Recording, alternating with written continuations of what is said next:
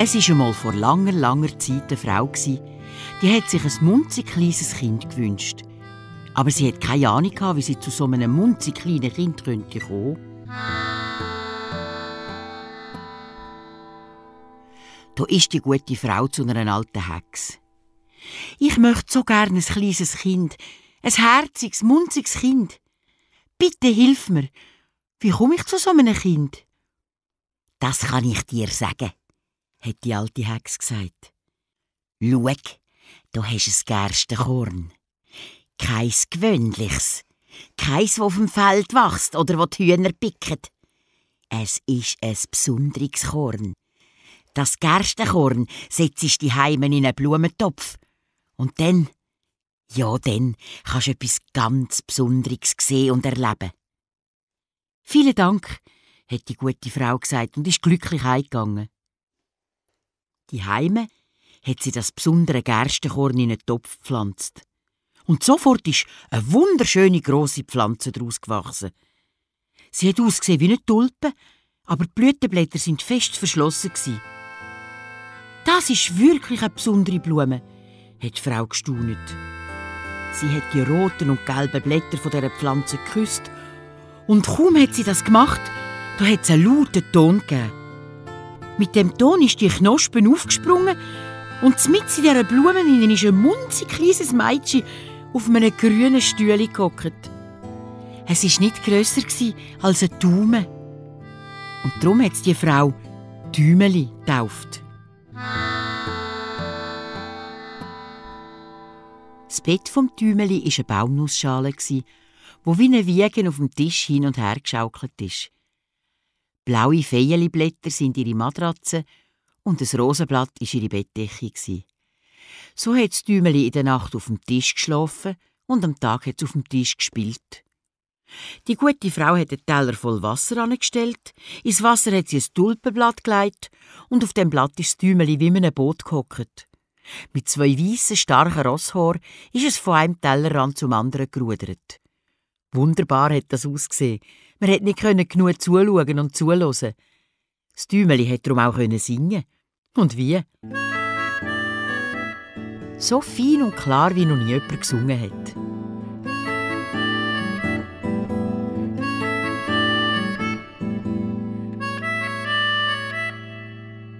Im Stubenfenster war eine Scheibe kaputt und einmal in der Nacht, wo das Däumeli in seinem Nussbettli gelegen ist und unter einem roten Rosenblatt tief und fest geschlafen hat, da ist eine grusige alte Krotte aus dem kaputten Fenster geklettert. Gross und dick ist sie mitten auf den Tisch plumpst. «Ho, schau da, wie herzig», hat die Krotte gesagt. «Das ist genau die richtige Frau für meinen Sohn.» Und geschwind hat sie die Nussschale mit dem Däumeli drin gepackt und ist wieder durchs kaputte Fenster raus in den Garten gekumpelt. Das Däumeli hat tief und fest geschlafen und nichts gemerkt.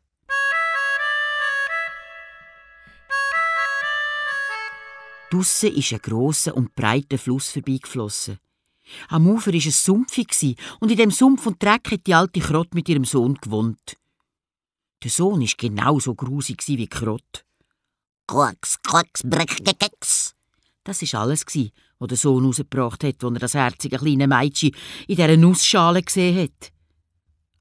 «Nicht so laut, sonst verwachen sie noch», hat die alte Krotte geflüstert. Sie wollte das Däumeli noch nicht wecken.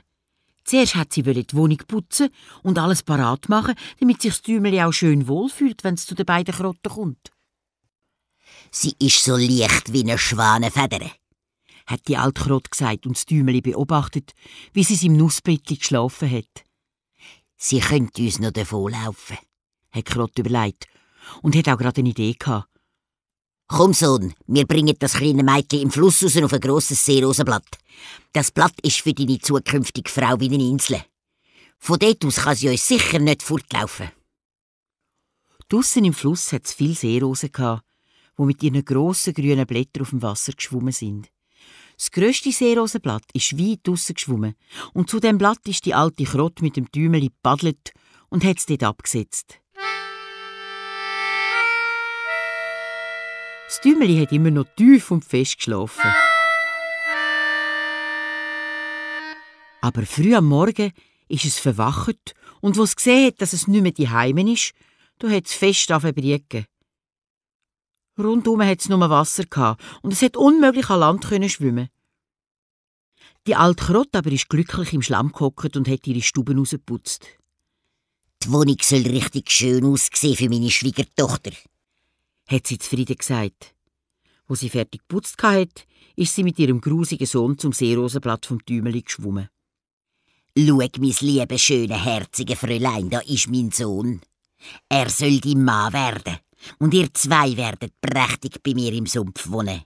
Quacks, quack, quacks. Das war alles, was der Sohn rausgebracht hat. Dann sind die beiden ohne Tümeli wieder davon geschwommen.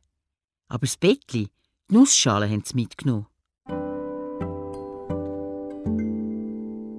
Das Tümeli ist allein auf dem grossen grünen Seerosenblatt zurückgeblieben und hat brieket. Es hat nicht bei diesen 2 grusigen Krotten wohnen. Und es hat auch den blöden Sohn nicht heiraten. Die Fische, die im Fluss geschwommen sind, haben die alte Krotte und ihren Sohn gesehen und haben auch gehört, was die Krotte gesagt hat. Sie hatten Mitleid mit dem herzigen kleinen Mädchen auf dem Seerosenblatt. «Das soll in Sumpf für einen alten Krotte wohnen», haben sie blöterlet. «Nein, nie, sicher nicht.» Und schnell sind sie ins Wasser abgetaucht und haben angefangen, den Stiel vom Seerosenblatt durchzuknabbern.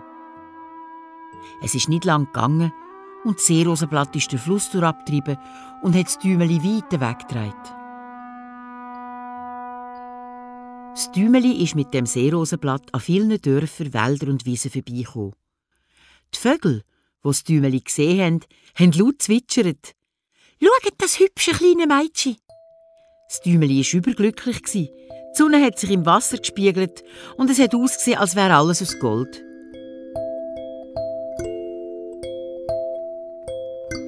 Plötzlich ist ein grosser Maienkäfer anzufliegen gekommen. Und als er das Tümeli gesehen hat, hat er es mit seinen Klauen gepackt und ist mit ihm auf einen Baum hochgeflogen. Er ist mit dem Tümeli auf dem grössten Blatt vom Baum gelandet, hat ihr den süßen Saft von der Blüte zu essen gegeben und hat ihm gesagt, dass es die schönste auf der ganzen Welt sei, auch wenn es gar nicht aussehe wie ein Maienkäfer. Plötzlich sind alle Maienkäfer anzufliegen gekommen, die auch noch auf dem Baum gewohnt haben. Sie haben das Tümeli genau unter die Lupe genommen, haben ihre Fühler ausgestreckt und gemeint, die hat ja nur 2 Beine, das sieht ja schrecklich aus. Und sie hat gar keine Fühler. Die sieht richtig wüst aus. Wo alle anderen Maienkäfer gesagt haben, das Tümeli sei gar keine Schöne, da hat das auch der grosse Maienkäfer geglaubt und hat das Tümeli nicht mehr wollen. Er hat es gepackt, ist mit ihm vom Baum runtergeflogen und hat es auf einem Gänseblümchen abgesetzt. Dort ist das Tümeli gehockt und hat brieket. Es hat die Welt nicht mehr verstanden.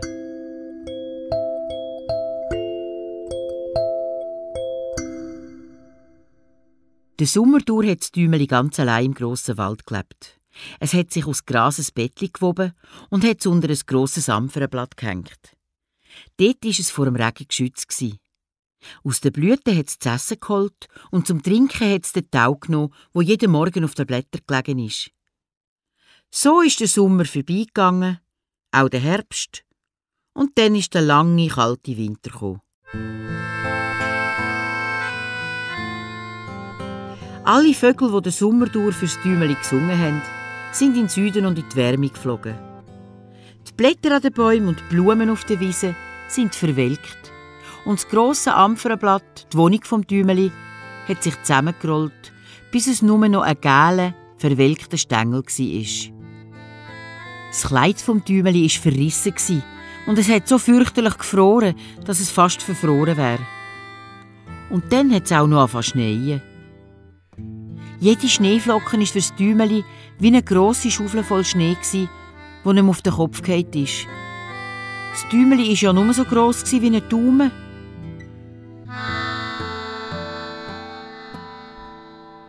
Hinter dem grossen Wald, wo das Tümeli gewohnt hat, es ein grosses Gerstenkornfeld gehabt. Jetzt im Winter sind auf dem gefrorenen Boden nur noch die Stoppeln gestanden.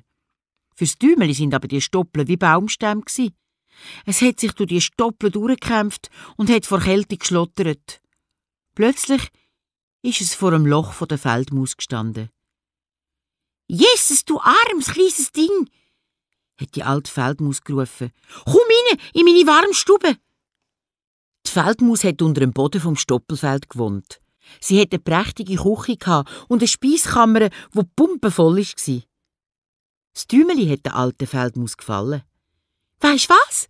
hat die Maus gesagt. «Du kannst den Winter durch bei mir bleiben, aber du musst meine Stube putzen und mir Geschichten erzählen. Ich höre fürs Leben gerne Geschichten.» Das Tümeli hat nichts dagegen gehabt. Es hat gemacht, was die alte Feldmaus verlangt hat und war froh, dass es bleiben durfte. Es hat warm gehabt, es hat zu essen gehabt und es war nicht allein.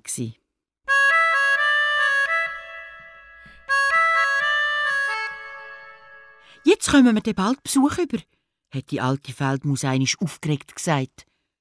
«Einmal in der Woche kommt darum mein Nachbar bei mir vorbei. Der hat noch eine bessere Speiskammer als ich. Er hat wunderbare, grosse, schöne Säle und einen prächtigen schwarzen Pelz, wie aus Sammet. Oh, Tümeli, wenn du meinen Nachbar nur zum Mann könntest haben, dann wärst du versorgt. Dann hättest du alles, was du brauchst und müsstest dich um nichts mehr kümmern. Du musst ihm unbedingt die schönste Geschichte erzählen, die du kannst.» Das Tümeli hat aber keine Lust gehabt. Es hätte den Nachbar auch gar nicht kennenlernen. Er war eben ein Maulwurf.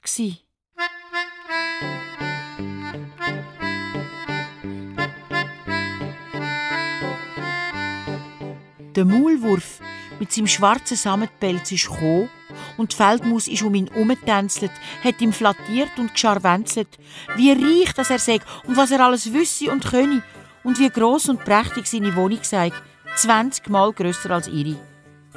Der Maulwurf war ein Stolzer und auch ein bisschen eingebildet. Aber etwas hat ihn geplagt.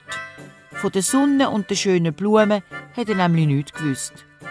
Er hat sie noch nie gesehen und er hat sie auch nie sehen. Darum hat er schlecht über die Sonne und die Blumen geredet. Das Tümeli hat ihm die schönste Geschichte erzählt, die es gekonnt hat. Es hat auch noch singen und was «Rote Rösli im Garten» und «Alle Vöglein sind schon da» gesungen hat, da hat sich der Maulwurf ins Tümeli verliebt. Aber nicht wegen dem, was es gesungen hat, wegen der roten Rösli und der Vögel. Nein, das hat der Maulwurf ja gar nicht gekonnt. Er hat sich in die Stimme vom Tümeli verliebt. Aber weil er so stolz war, hat er nichts gesagt. Dafür hat er die alte Feldmaus und das Tümeli auf einen Spaziergang eingeladen. Er hat einen langen Gang von seiner Wohnung zu der von der alten Feldmaus graben gehabt. «Ich würde euch gern meinen neuen langen Gang zeigen», hat der Maulwurf gesagt. «Aber bitte, ihr müsst ihn nicht verschrecken. Zmitzt im Gang liegt ein toter Vogel. Der ist vermutlich beim Wintereinbruch gestorben und dann vergraben worden.» Als sie zum Vogel gekommen sind, hat der Maulwurf seinen Rüssel in die Decke gesteckt und hat ein Loch reingegraben. Durchs Loch ist das Tageslicht in den Gang hineingekommen und da haben sie den Vogel gesehen. Zmitzt auf dem Boden ist er gelegen. Es war ein Schwalbe. «Der arme Vogel ist sicher verfroren», hat das Tümeli gedacht. Und es hat ihm wehgetan, die tote Schwalbe zu sehen. Die Vögel haben den Sommer durch immer wunderschön fürs Tümeli gesungen und zwitschert. Es hat sie gern gehabt, die Vögel und ihren Gesang. «Wer weiss», hat das Tümeli gedacht. «Vielleicht ist das die Schwalbe, die im Sommer so wunderschön für mich gesungen hat. Arme Schwalbe.» Der Maulwurf hat das Loch wieder zugestopft und hat die beiden wieder heimbegleitet in die Wohnung der Feldmaus. Das Tümeli hat die Nacht darauf kein Auge zutun. Lieslig ist es aufgestanden und hat aus Gras, das die Feldmaus in einer Kammer getrocknet hat, eine grosse Decke geflochten. Es ist durch den Gang zum toten Vogel zurückgekrochen und hat ihn mit der Grasdecke zugedeckt. Rund um den kleinen Vogel herum hat es weiche Baumwolle gelegt, die sie in der Stube der alten Feldmaus gefunden hat. Als das Tümeli den Kopf an die Brust vom kleinen Vogel drückt, ist es verschrocken. Etwas hat pöppelt. «Das muss das Herz vom Vogel sein», hat das Tümeli gedacht. «Der Vogel ist gar nicht tot. Er schläft nur.» Das Tümeli war ganz durcheinander und hat am ganzen Körper gezittert. Der Vogel war ja viel, viel grösser als das kleine Mädchen. Das Tümeli war ja nur so gross wie ein Daumen. Macht echt der Vogel etwas? Das Däumeli hat allen Mut zusammengenommen und hat die Schwalbe noch besser mit Baumwolle eingebettet. Es ist auch noch seine Bettdecke geholt, ein Münzenblatt, hat es den Schwalben über den Kopf gelegt und dann ist es wieder zurück in die Wohnung der Feldmaus gekrochen.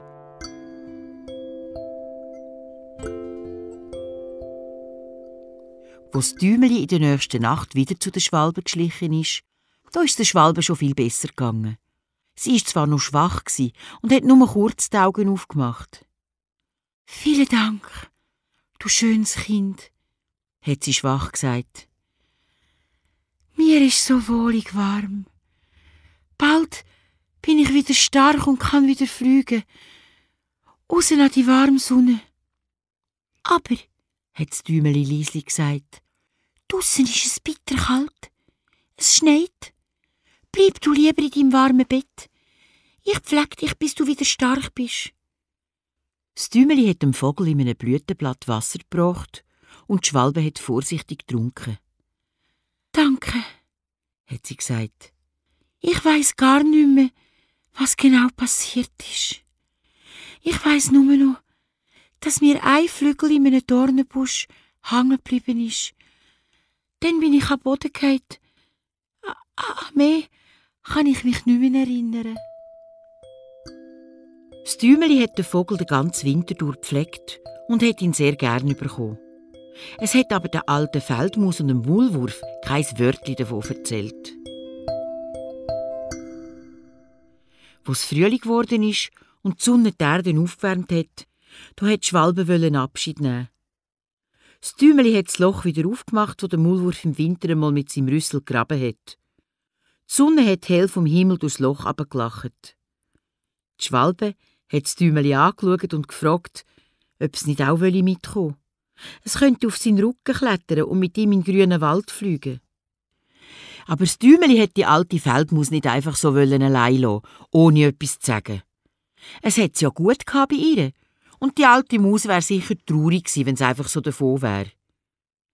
«Gang nur», hat das Däumeli darum gesagt, auch wenn es gern mitgegangen wäre. Raus, in die Wärme und das Licht. «Leb wohl», hat die Schwalbe gezwitschert und ist davon geflogen ins Sonnenlicht. Das Däumeli hat der Schwalbe nachgeschaut und hat Tränen in den Augen gehabt.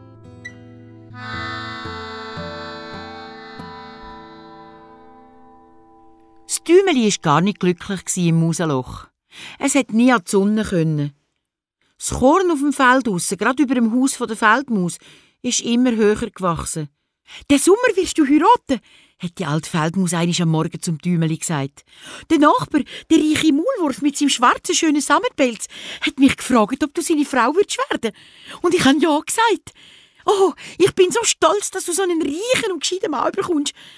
Du brauchst Decken und Tücher aus Leinen und Wolle. Du musst alles haben, von allem genug.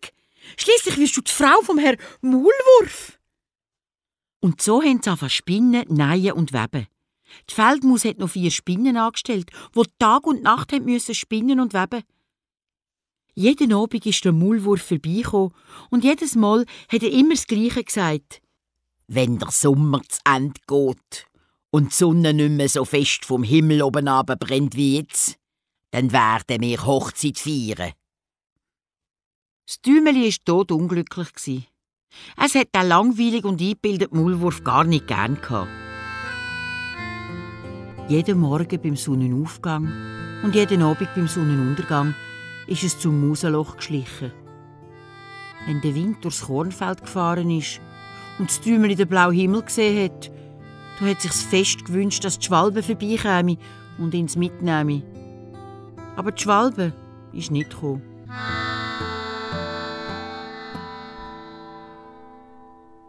Gegen den Herbst zu war die Feldmaus schon ganz aufgeregt. «In 4 Wochen ist Hochzeit!» Das Däumeli hat angefangen und hat gesagt, es wolle den langweiligen Maulwurf nicht heiraten. «Pappelapapp», hat die alte Feldmaus geschumpfen. «Bist kein Kindskopf. Was willst du denn noch mehr? Du kommst einen prächtigen Mann über. So einen schönen schwarzen Sammetpelz hat nicht einmal ein König. Bei dem Mann ist der Keller und die Küche voll. Du hast dort alles, was du brauchst. Und noch mehr. So ein Mann ist ein Geschenk vom Himmel.»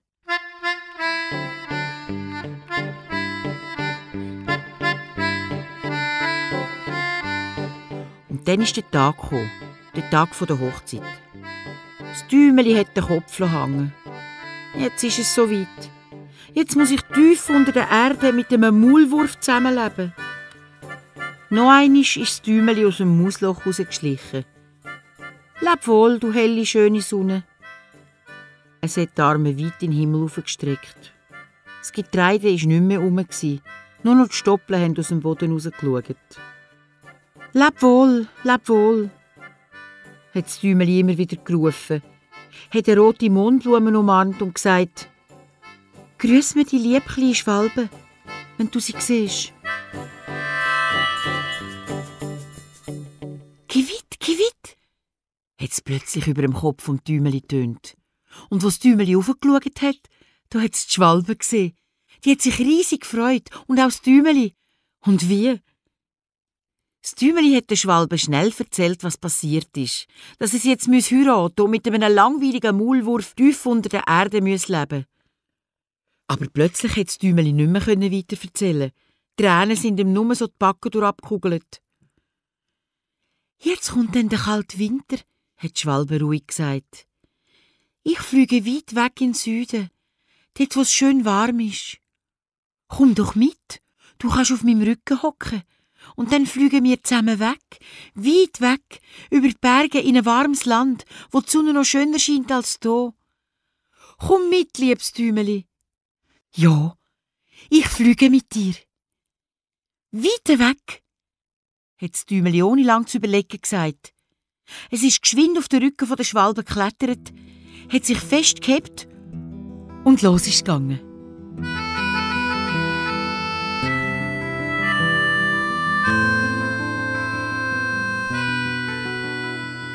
Die Schwalbe ist über Wälder geflogen, über Seen und hohe Berge. Das Däumeli hat manchmal kalt bekommen. Dann ist es unter die warmen Federn der Schwalbe gekrochen. Aber der Kopf hat immer rausgeschaut. Das Däumeli hat alles sehen und es hat geschaut und gestaunet.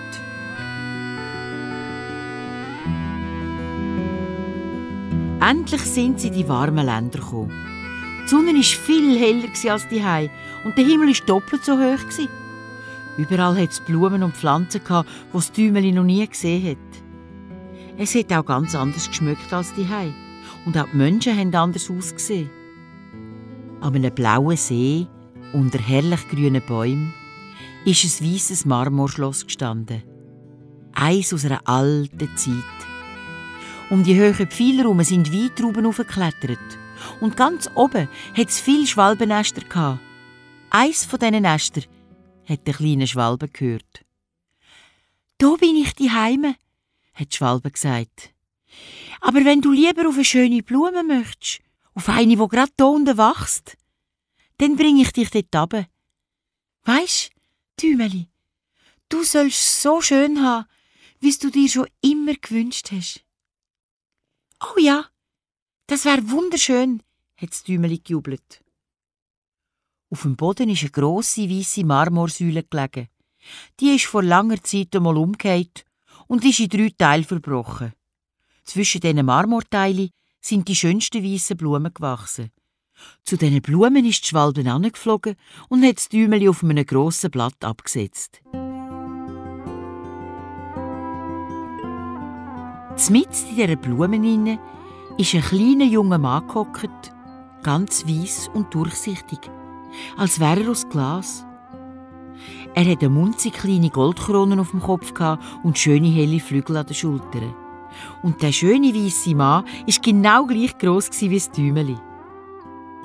Es war der Engel dieser Blume. In jeder Blume hat so ein Wesen gelebt, ein Mann oder eine Frau. Und der Mann, der das Däumeli entdeckt hat, war der König von allen Blumenengeln.